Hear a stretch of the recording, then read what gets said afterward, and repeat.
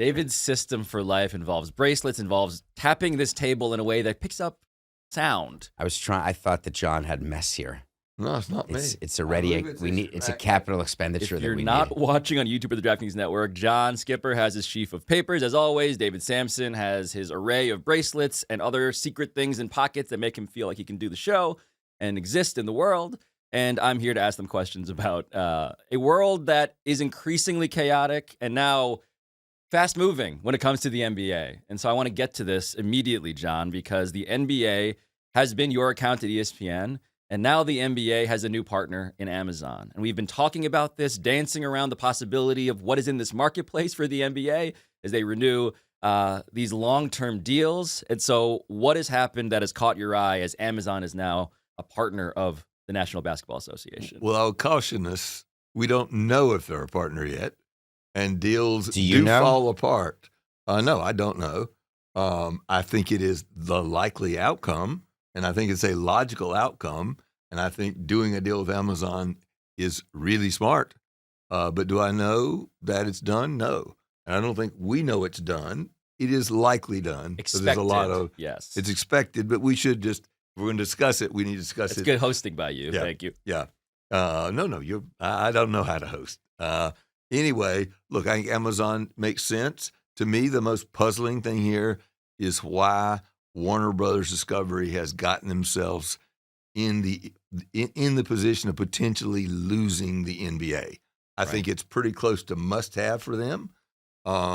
They did have an exclusive negotiating window.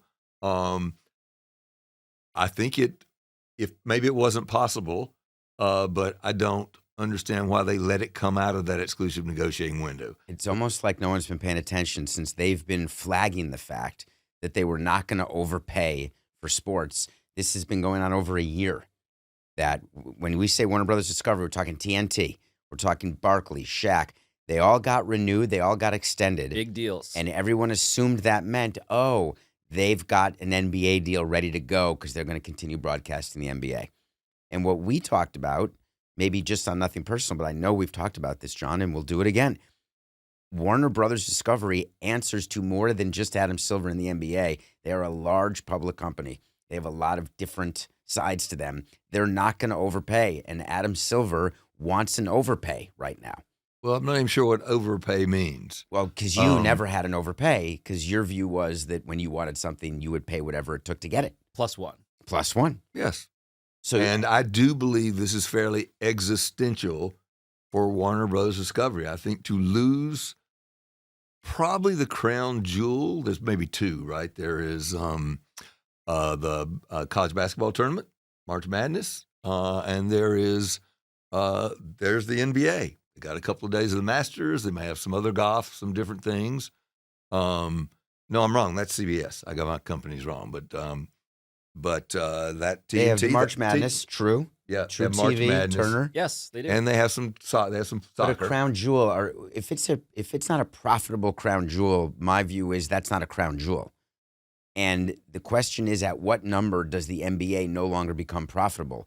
And they have to be profitable, because otherwise it holds down their earnings per share. It holds down their share price. I do not believe their share price will be rewarded when it's revealed that they have lost. If it's revealed, I would assume this is still in play. But if it's revealed that they have lost the NBA, I've never seen. Every time we did a deal, we had at least three parties who didn't get the deal who said, we would not do a financially unfeasible deal. And I'm like, what does that mean? I'll give you I'll give you an example because you're speaking in tongues. The Dodgers, when they did the huge deal, the $8 billion rights deal, the incumbent at that time was Fox. And Fox was celebrating that they were not forced to and did not cut that deal because there was no way to make the economics work. The Dodgers are not subject to the issues of RSN and bankruptcy, which we may talk about today, because the Dodgers deal is guaranteed by the parent company, which is never going to go bankrupt, whereas the rest of us paupers could only get the guarantee at the network level. And if you put those into bankruptcy, the deal can go away. But Fox said to themselves, we can't make money on a deal like this. So while it's got great cachet, What's the difference if we're not making money? So Turner, I believe, is in the same position right now. Yeah. Though I do not believe that what NBC might pay for the NBA makes that of the same magnitude as that deal for the Dodgers. That's maybe the craziest deal I've ever seen in sports, is the amount of money that was paid for the local rights for the Dodgers. Mm-hmm. I don't think that at $2.5 billion, would they make money year one? No, they would not. But it's a 10-year horizon. These deals always look very, very expensive at the beginning and very, very profitable at the end. And by the way, what is TNT going to tell the distributors if they lose TNT, they will have a tough time getting increases in their distribution fees? TNT is going to say, we got hockey. How about that? I'm trying to picture going in front of a board as the CEO of a large public company and going with John's plan, which is, this may not look good now to our investors, but let me tell you, by the end of this deal, you're going to be loving me. Can I have a contract extension? That is exactly what is wrong with a lot of American capitalism, is your shareholders won't like it now. This is a good deal for the long-term viability of this company, and everybody worries about the quarterly earnings and whether their stock's going to go down. I got it. Heaven forbid that that's their biggest concern. We have an entire thing I want to talk about. If you could say, I know you can't. I guarantee you this will look bad, but in the long run, this is good for the company. It's going to be a rocky 2 or 3 years with shareholders. You wouldn't do that deal? No. Yeah. The reason I can't do that deal because I'm a prisoner of now. Turner, they're a prisoner of what they have. What's in front of them now is a decreasing stock price, not increasing at the percentage and speed that other companies are, trying to figure out how to keep institutional investors at bay and not have any sort of problems. So investors and sponsors love themselves some all-star weekend, and if they lose that, I don't think it's good for their business. You could be right. I am sure if they do a strict P&L and don't count the promotional value of it, don't count the brand halo, just count, we're going to pay 2.5 and how much money are we going to get back, it probably loses money. So I end this on the thought of what Amazon did, and I want to revisit that a little bit if you don't mind. We're not at the end yet. Okay, though, good. Because even this part I have questions about. I just want to do a little bit of cleanup, right? So the Dodgers local TV contract, which is one of the most insane things that John has ever seen, 25 years, $8.35 billion. That was the scale of that, right? Now with, by the way, not even for national games. That's their local deal, and there's more to it. Does this interest you at all to hear about how that deal got approved? Because I was in baseball when we approved. That was part of the transaction. Keep going, and I'll let you know if I lose interest. All right, let me. When the McCourts, I don't know if you remember the McCourts who won the Frank Dodgers. McCourt, parking lot magnate. Yes, they were forced to sell the team, and it was supposed to be an auction, but Bud Selig manufactured it so that it was going to go to Guggenheim and Mark Walter. Then they wanted a record price for it. And in order to do that, they had to get him a guaranteed TV deal in order to justify paying over $2 billion for the franchise. But then they had to make it that all of that money that they got for TV, not all of it was subject to revenue sharing. So they don't have to pay into the revenue sharing for getting $300 million a year. It was a total give, and we got railroaded as team owners. I was going to say, and this is where David enters the story as president of the Marlins. Railroaded into voting for it. Right. And even though it was a big market, doing something that would make them even bigger and would cause exactly what we feared is today with the Dodgers and their payroll short of Steve Cohen. They've been insane since that TV deal was signed. And that created, by bending the rules for the Dodgers, it created what they are today. So all of that, though, makes that deal sort of like sui generis in its own way, right? I want to bring it back to the NBA context because we're sort of talking, and I think understandably talking as if Warner Brothers Discovery, who's, by the way, CEO David Zaslav, was sitting at the Knicks game, by the way, very conspicuously on the broadcast, showing up as if to say, I still like this. We're sort of anticipating that they're going to lose it. And that's not quite happened yet. They are still competing. And so we have to get to the Amazon part of this, the NBC part of this, NBC, which has ostensibly replaced Warner Brothers Discovery. So on the NBC part, before we get to the Amazon thing, I want to see about what, John, sticks out to you about this report that NBC Universal is planning to bid $2.5 billion a year for rights to the games. NBC, of course, had famously lost the NBA in 2002. When I was growing up, the NBA on NBC, John Tesh, Round Ball Rock, Bob Costas, Marv Albert, all of that. That was my childhood, and now they want back in. And that says what to you amid all of it? Says that they have the same calculator I have. And Warner Bros. Discovery has the same calculator David has, But it's right? Which is, and by the way, because of their distribution company and broadband internet services, they have the cash. David is right. Warner Bros. Discovery has another problem, which is debt. And so, profitable or not, NBC can afford to do this. They pretty clearly, if this is true, and I agree with you, all this is not done. If this is true, they are deciding that hefty price is worth it, and that it will help enhance the value of their NBC Sports and enhance the value, and they'll get promotional value, and they'll take sponsors to the All-Star game. If that's all true, it may not all be true, but I do believe NBC is anxious to get back in here. I have no idea if these things are true. The other question to ask is, if you were the commissioner of the NBA, would you rather have NBC as a partner rather I was than going to ask you Warner guys. Bros. Discovery? And maybe because they are more stable, they are more likely to flourish as a company in the next few years. Maybe they think that's a better partner. And by the way, maybe moving from a cable channel, which is what TNT is, which is declining, to a broadcast channel, which is still ubiquitously distributed, which you can still get if you want to, with an antenna about the size of a dime. Maybe that's better for them. Maybe it'll create more NBA fans. I would say that what fans are more interested in is making sure that Barkley, Shaq, and Kenny Smith are somewhere. It is jarring from a fan perspective. Just imagine them. Are you throwing Ernie under the bus? Well, I love Ernie. Okay, I know you do. But I don't view Ernie the same way.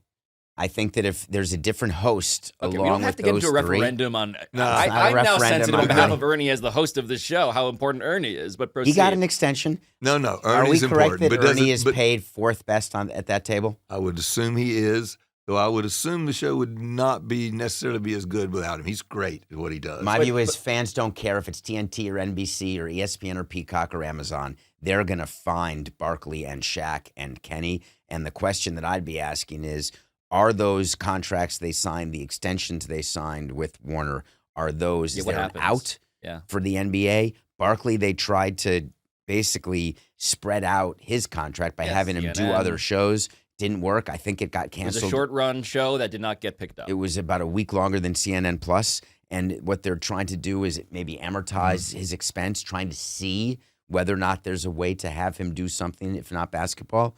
But we don't have those contracts. If I'm Barkley, I'm not signing a contract that doesn't give me an out if the network doesn't have the NBA.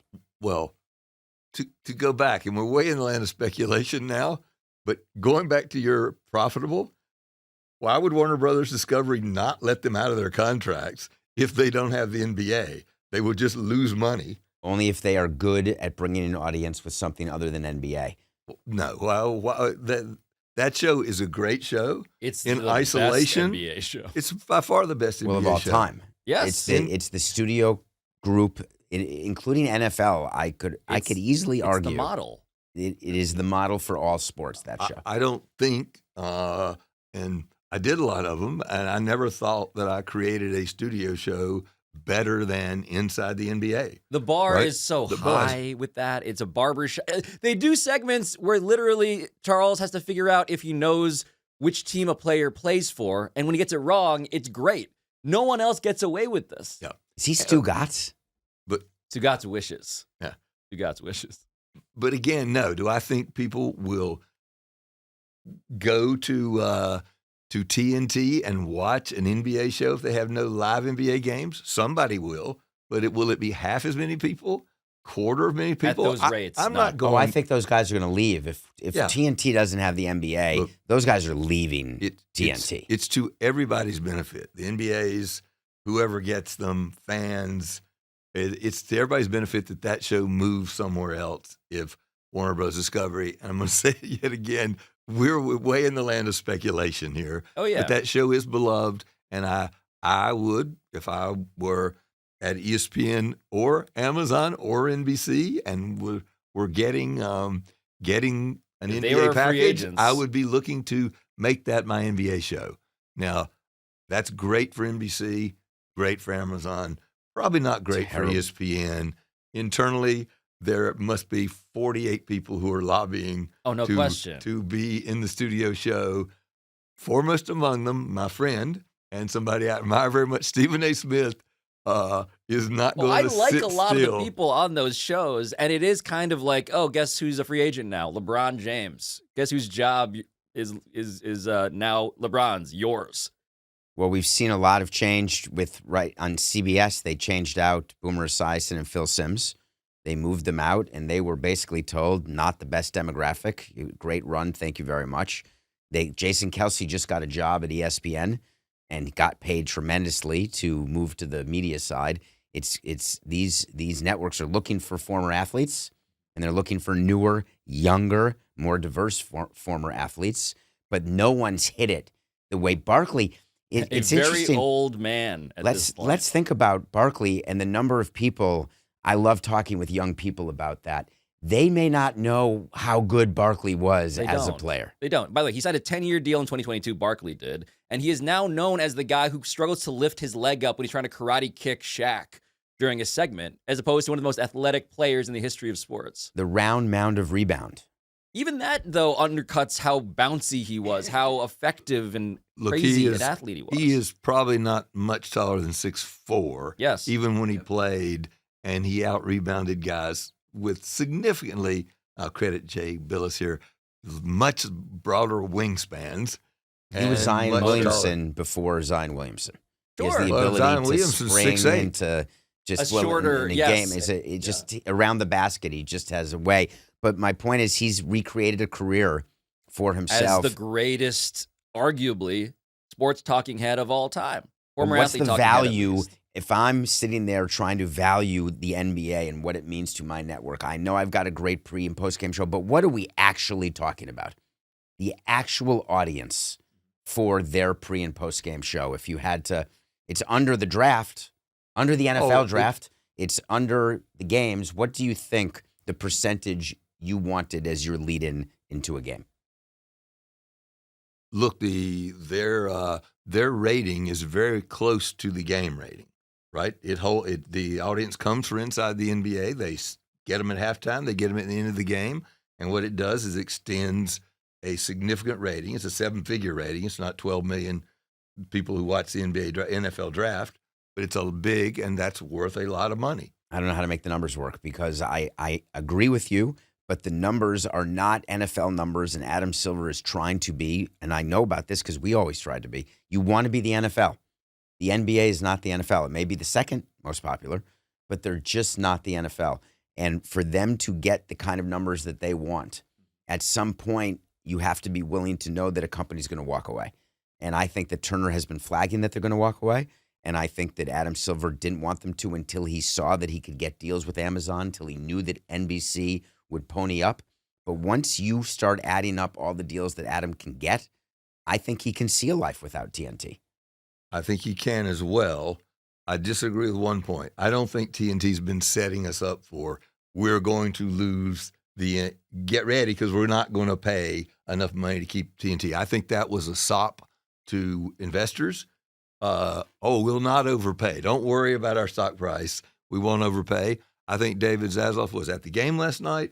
I think he's got Adam on speed dial, and I think he's frantically working to try to keep it. It's such an old expression. Our audience may not even know what that speed dial is. Speed dial isn't a thing anymore. Okay. To have someone on speed dial, I'm happy to be. I'm happy to be. Could have him as a connected reserve with number. Anachronistic language, but I don't believe David Zaslav has decided he's okay losing. It doesn't seem that way. It'll get us to another. Because he went to a game? No, because there's also reports, I don't understand them, there's also reports that he has a matching right. So I think it's possible that he gambled and thought, gee, my shareholders, once I have a matching right, I'll go and match it because they'll tell me they don't want to lose it. Now you get into another set of problems, which is a matching right of what? It's not just the money. They can't say, whatever you're getting, it's about where it's being distributed, what the promotion you're agreeing to, what your studio show is. Now their TNT has an advantage. It's a whole bunch of different matters. I want to explain what matching right is in case you were Please. trying to find out. When you sign a deal, often a But media deal. do the kids call it something different? No, it's still called, it's the right to match. Right. They do that with dating. I have the right to match. You have a deal, you go out and negotiate a So many deal. jokes about incel behavior having the right to match, but proceed. If you, Lars, when you have a deal that you cut with with a different company, you're a free agent and you go out, let's say you're a player, and you go out and you sign a 4-year deal, $40 million with Team X. But the team you were on has a right to match that, like a restricted free agent in the NBA.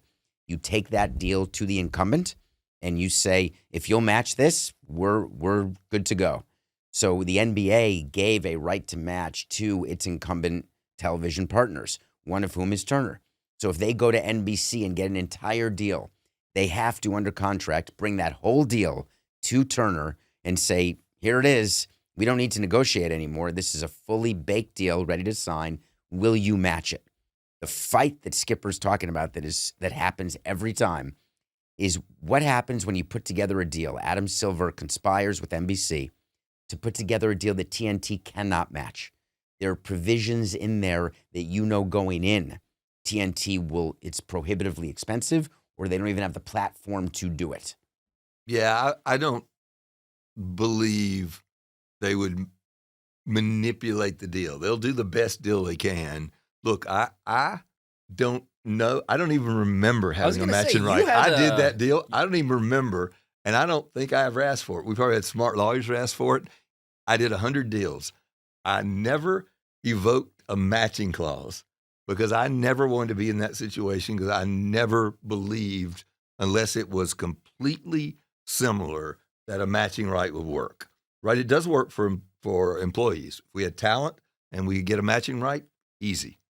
And nobody disputed that. But we never triggered a single time that I remember a matching right. Do you not believe a matching right has an impact on the value of the underlying asset? It's very much business school 101 to me. When you explain that so to a me. matching right, it's very hard to go to a third party because NBC would say to themselves, I don't want to spend the legal dollars. I don't want to give you an offer that you're just going to take right back to the incumbent, and we're going to lose it anyway. So that has an impact in getting partners. The other side of that is when you have a friendship or a relationship and you say to the NBC, listen, could you go ahead? You don't want this, but make a huge offer. TNT is going to match it. I've known of situations where we pretended that we were going to spend more money, even leaked numbers. So that's why you should be careful taking all this as gospel. But no, I never wanted to get to a position to where we had to match. I either wanted it or didn't want it. And I do believe a matching right. If I'm a rights holder, I would not give a matching right. Agreed. So I do take your point, which is we always understood intrinsically that the matching right depresses the value. Yes. Right? It's an advantage to the rights holder who gets it. To Yes. use that device in whatever way they see fit. I mean, John saying he never used it is fun. I didn't know we had it. It seems slightly disingenuous for you to say that in all your deals you didn't know they existed. Well, I negotiated the general terms of a deal, and then I let somebody else finish the contract, and I never read the contracts in their I meddled entirety. way too much. What? I'm getting the sense of this. Wow, I must have been a meddler because things like You're the only right to match. realizing this now. It's funny you say that. You're the guy who's concerned about this little notch in the table here. It just looks unprofessional. This is the contract. There may be a notch in the table somewhere. I didn't care. And to me, that ruins the table. John Skipper, in the perfect metaphor, has just moved his papers over the notch on the table. So it no longer As though exists. it goes away. That's it does. right. It goes away. Speaking of ESPN, though, they have, according to Puck, the framework of a deal to keep the NBA for an expected another decade at least, which is on par with Amazon. So to come back around to how we started this, ESPN, unsurprising, I think, as an interested party here, John. As an interested party, we'll be right back to where we were before. It's essential content. They have to renew their deal. So Amazon in this context almost at any price. Yes. So, okay, Now, David has perked up like a meerkat at hearing the concept of any price. By the way, what I'll also tell you, I believe, but don't have any firsthand knowledge of, Bob Iger would never let it come up past the negotiating window. So when they say they have a framework of a deal, it means almost certainly they have a handshake. They had it sometime before 12 a.m. on Monday because they wouldn't let it get That's the to expiration of the exclusive negotiating Right. period, which is another thing you have to give in a deal, which you hate to give when you give anyone an exclusive right. By definition, that has a quashing impact on the value. But the incumbents had this right exclusive period, and John's referenced the fact that Turner let it expire, but so did ESPN. And ESPN, he's I'm not saying sure they did. there's nothing been announced that it's a done deal, but the rumor is that the ESPN deal is done, but we don't get that feeling with Turner. No, I don't think at all. I think that they made the mistake of either believing the match would help them or that they could figure it out later. In my opinion, I would have tried to get something done before that matching period ended. So ESPN, I don't ever believe in saying that a company has to do something because you lose all leverage because when you you're say that. hypothetically negotiating as if you are the seller And there's, in no, every you can't walk scenario we away. discuss. And Yes. so you're presenting ESPN cannot lose the NBA. Well, I'm not doing it anymore, so I can sit here. That's the benefit of being here instead of in that office. No, 'Cause David I is can still in be- that office, I John. can be I'm trying for this show to be in that I love office it. because I I love it. want that is not the way to view it.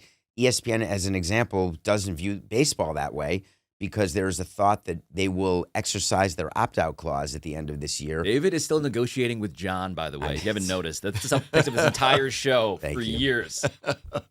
That happens to be true. I can't The- quite by the get way- over. By the I way, want to that- win one thing with him. by the way, that's an interesting point because do the kids still say opt out? I think so. Okay.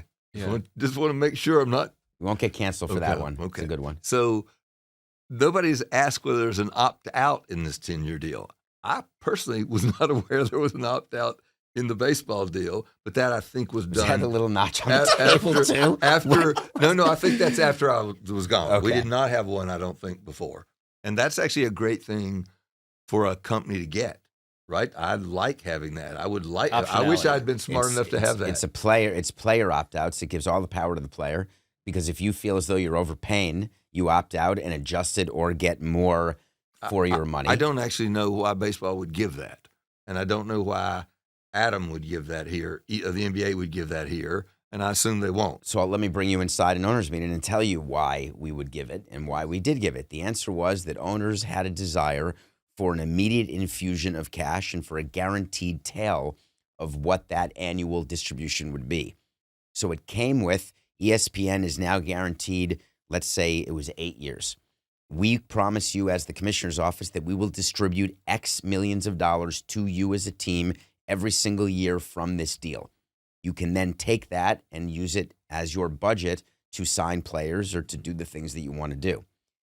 Then when baseball says, by the way, to get this, we have to put an opt-out in. Like what owners do with a player who demands an opt-out, you say, all right, fine, we don't like it, but we want you so badly. That was the view. We didn't have enough competition to ESPN that if we didn't grant what they wanted. So what I'm blown away is John saying all the things he didn't know he wanted, where what's told to us is these were deal breakers. And it turns out You're the spec. you had no idea of any of it. No, which but to be fair, I had smart people who did. we always thought it was Skipper related, is what we were all told. Often was. So But the I ogre as a league- Skipper. I, as a league, man, I would never give an opt out. And baseball, as you know, David, has got enough problems already. If ESPN opts out, they've got real problems. I think they will opt out, but there will be another deal in place when they do opt out, and that's often what players do. They exercise an opt out because they've already pre-negotiated the extension with the incumbent team. Right. So I think ESPN isn't going to walk away from baseball because there's I wouldn't months think so. where the NBA is over. Can we hit Well, I'll take back. The NBA is never over. The NFL is never over. and ESPN needs baseball, right? All the highlights, and ESPN has lots and lots of very significant baseball fans. I do not believe they will walk away from baseball. But the idea of the sun never setting on certain empires brings us back around to how I tried to start this, which was Amazon.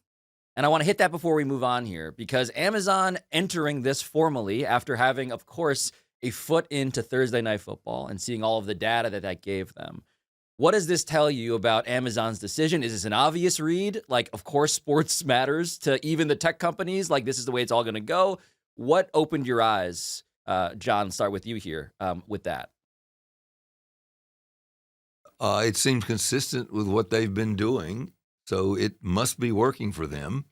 And they appear among the sort of troika of Netflix, Apple, and Amazon. They are by far the most invested in live sports. And I do think long-term that's going to be a significant advantage to them. What was the deal, Coca? I'm trying to think of this. Amazon did a playoff game, and they signed up. What did they do where they got 3 million subscribers and 80% of them didn't cancel? With the That's NFL. that's NBC. That was Peacock. That was Peacock for a playoff Peacock. game. Amazon's view here is they want to get all sports. They've got a local deal with the Yankees for baseball. Then you add the Thursday night NFL game. Now we're going to add NBA. We're all things to all people. Make sure you buy packages and have them delivered prime overnight. I think this is just part of their continued strategy. I don't think that they necessarily care about the NBA. I think it's just what acquirers do, is they want to make sure they acquire. It's like in Monopoly buying Connecticut Avenue. It's really not going to be that helpful to me, but I'd rather have it versus not. Yeah, and I don't think you mean that they don't care about what the NBA. It's good business. It's retention of subscribers. The most important content to sports fans is sports, and Amazon Prime wants you not to cancel quit your sub or not to be part of Amazon Prime, and you will be, because you got to get your Thursday Night Football, and now potentially you're going to have to get your So part we of your disagree NBA. here. So I you don't say Connecticut Avenue, John says a railroad. So yes, he's saying it's a bit more important than I am. You're saying that that's an anchor tenant. Yeah, I think it is. Football and basketball. Well, and Amazon has also just paid $120 million for the exclusive playoff game for this upcoming season. So I view those In the as NFL. just a bit as rebar, not as the keystone. And the reason I do is that I don't think their business model is sports and people who want their NBA or NFL. I think their business model is people who want their packages. Well, I don't disagree with that, but I don't think they're disconnected, right? I think that No, the they're sports, totally connected. You want Yes. people to come on Amazon and just stay. And if they like sports, great. If you don't like sports, they're going to offer you other sort of content. What David is saying is that it's not existential to Amazon, This is but it is useful enough to the point where they will, in fact, outbid the traditional media companies, so to speak. This is the dream come true for leagues, that there is a bidder who is willing to be as irrational as John was when he was bidding, where he just wants to have it. And that has gone away. And I don't, to tie this up, I don't view Turner that way, the way I do view Amazon that way. So I want to get to another traditional, so to speak, media company in Paramount. As we're deep into the show now, but it's just notable that their CEO, Bob Bakish, is out. And Paramount, for the kids out there who I don't think know what's even in Paramount, speaking of what the young people know and are aware of, David, how would you explain Paramount and what it is now and what this says when your CEO steps down? Do you watch CBS? I wake up sometimes realizing that I've been watching CBS. That's owned by Paramount. The likelihood is if you're watching movies, the Mission Impossible type movies, you watch Showtime. If you ever do Viacom, if you know what Viacom is and all of their different holdings. the kids love MTV. At least they did. MTV's a good one. Nickelodeon. That's the real kids. By the way. Nickelodeon's another one. They have a ton of networks. They have a ton of assets. And they have a ton of, wait for it, debt. A ton of debt, Paramount, through all these mergers where you're supposed to get economies of scale. You have to shed people and you have to shed expenses. And Paramount, and I should say that I do work as an MLB analyst for CBS Sports, which is part of Paramount. But You're also, David Sampson is a crown jewel in the portfolio. I wouldn't say that, but I would say that, like, you won't Kids even love him. talk about ESPN on this show for your fear of upsetting Tony. I am not How dare scared you. to discuss what happened with Bob Backish, which is you can't fight with the chair and lose. And Backish had a different view of his boss, who was Sherry Redstone, Sumner's daughter. Some of you may know the name Sumner, the founder and the papa of The opposite really, of a kid. He's quite dead. I guess Still dead. Still dead. the Still most dead. opposite you could be. Yes, and she wants to liquidate. She wants to get money out for her shares. She has control of Paramount, control of the board, control of all the committees, control of everything. Hired Backish. Backish then sort of went against her and said, the deal that you're doing with Skydance may not be good for the common shareholder. So we should explain Skydance as a player here, right? Because Skydance, the idea that they are going to take control of Paramount, feels opposite as well to how you'd understand this company that we don't really know and this giant conglomerate that you've just described. Well, CBS, Showtime, Paramount, that's an entertainment conglomerate, right? But they have nothing, pretty much nothing that matters but old media assets.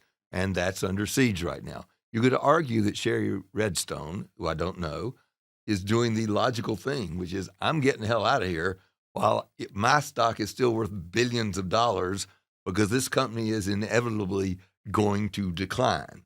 Now, will they decline combined with Skydance? I don't know, because they have some new media assets. They are a company, I don't know it closely, but I would assume they have a pretty clean balance sheet. I don't think they have It's funded by Allison. Yeah, I by don't the think son they of have Larry Ellison. so Yep. they don't have significant debt, and they are making a move to make themselves a bigger player, which makes sense.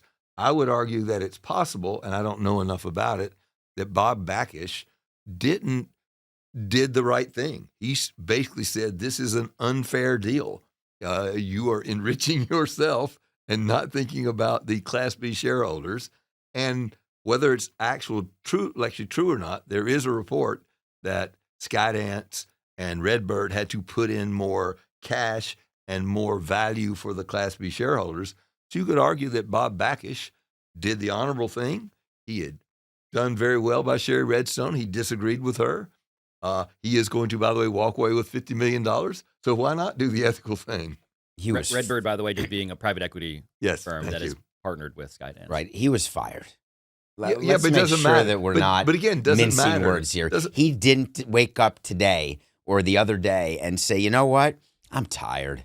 I don't want to be the chairman of But Paramount anymore. of course he didn't. I'm suggesting a So different you said thing. he took the high road. What is that? No, he took the high road. He took the high road and said to his boss, this is not a good deal for many of your shareholders. I am the CEO. I shouldn't get in a fight with you because I'm going to lose, which he did. But he did what I regard as an appropriate thing. I don't actually know whether he did or not. And of course he didn't resign.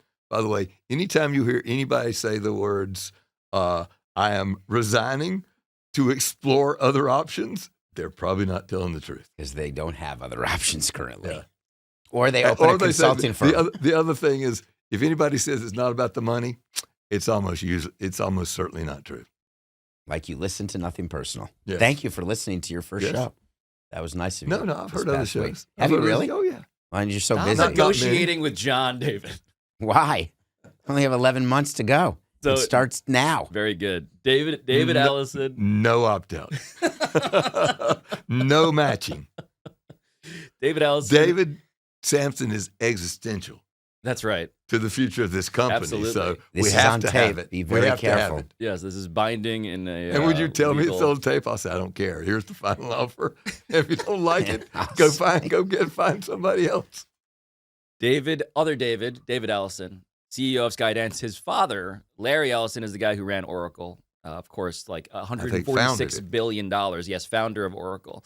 And I just want to get to the idea of like how this affects actual consumers, like the listeners out there who are not billionaires or former chairmen or former presidents of teams. What does this mean for sports fans?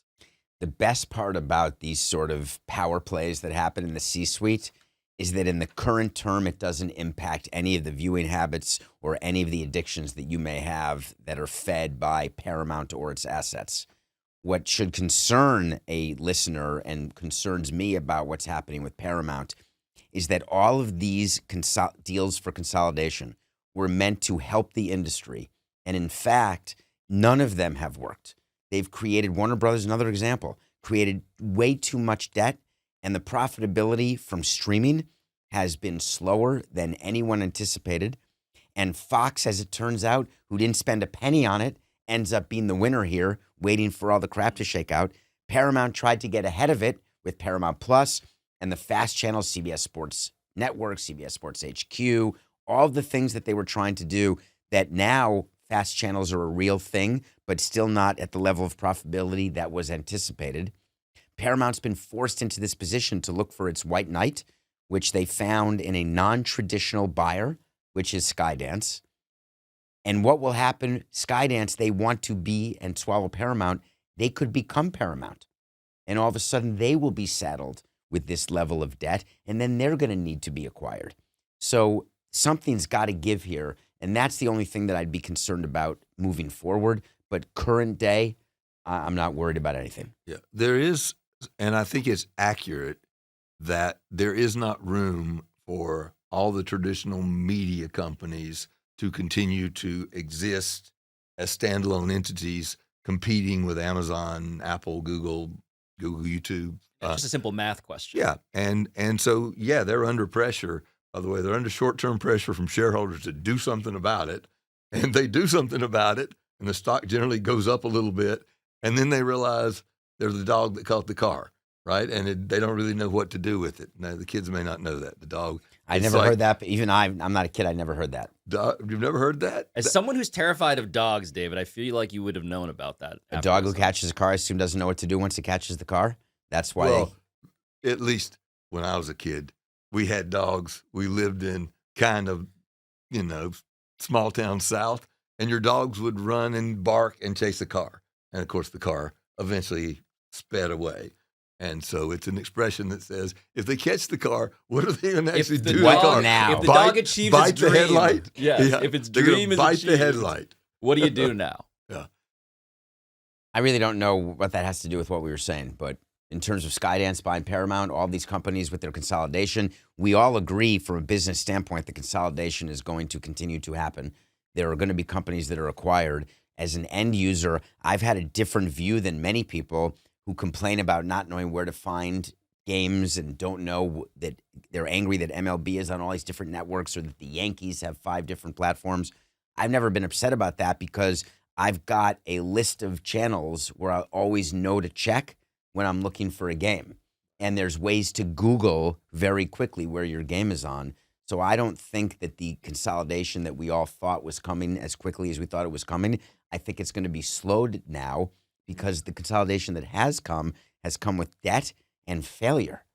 So I could make I'm holding a piece of paper. new I could piece of make a paper. piece of paper with the channels on it for you to put next to the television. And by the way, I mean this seriously. You can have that attitude.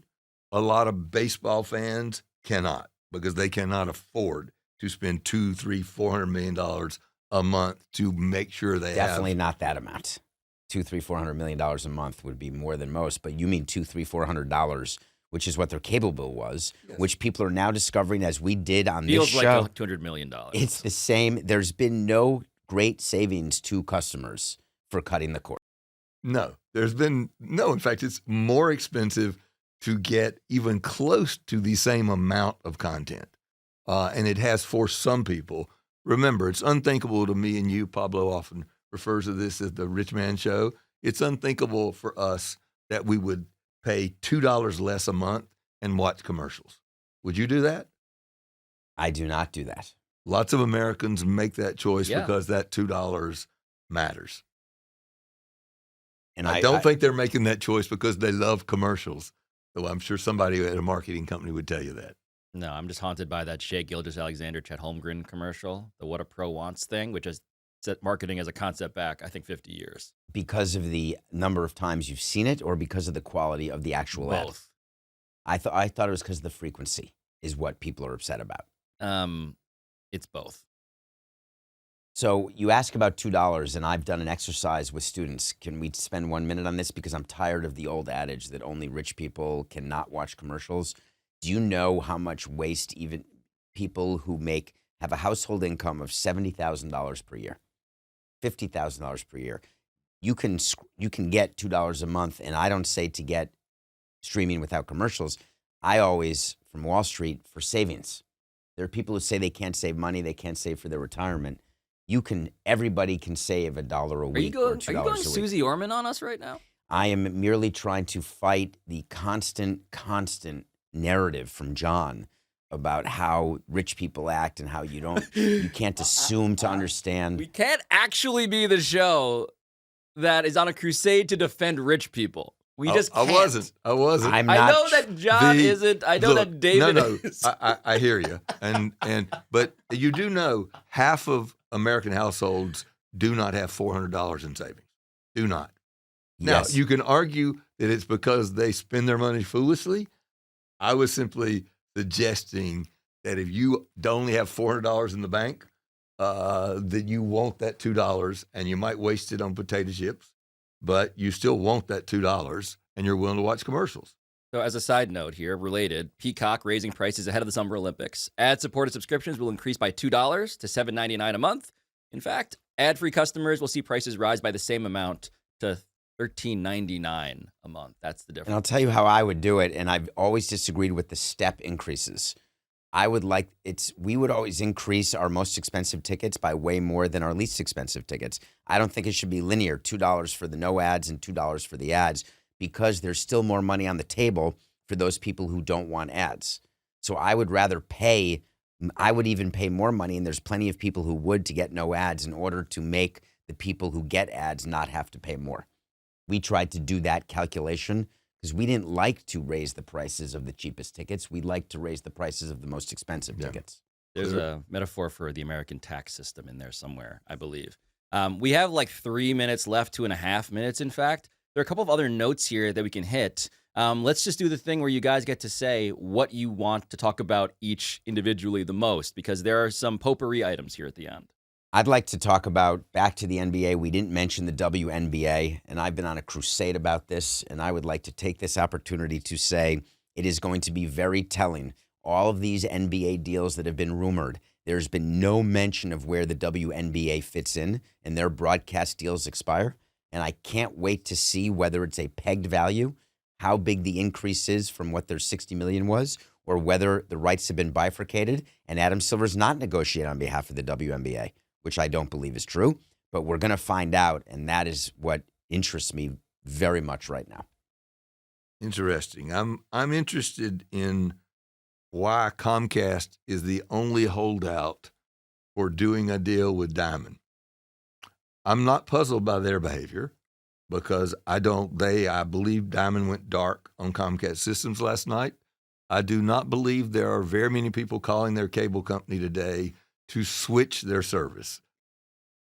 And does anyone actually do that? Yes. When we launched the SEC network and the only place you could get it was Dish, tens of thousands of people canceled their subscriptions to other distributors and got Dish. Dish saw a demonstrable increase.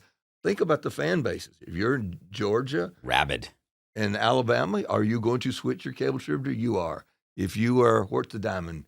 Where's Diamond? What's a local? Well, what's a Comcast regional? is anywhere. Call it Florida, South Florida. They lost the Marlins, but they're happy, I guess, about that. No one won't be happy about it. But you think anybody's calling Comcast today to say cancel my sub, and then turning around and calling DirecTV to say, because I got to get the Marlins tonight. Comcast knows that. That's why they don't give in to Diamond. I'm only musing as to why they're the only holdout, other than the negotiating skills of David Preslack and his lovingly titled, which is brilliant, Glide Path. Oh, love a glide path. Glide path is you need one or else you crash. Glide path is don't kill me immediately. Just take an arm. That is a perfect way to end the show. We are on our own glide path out of here. David Sampson, John Skipper will be negotiating off microphone for eternity until we come back on for the next one. Thank you both. Thank you, Pablo. Thank you, David.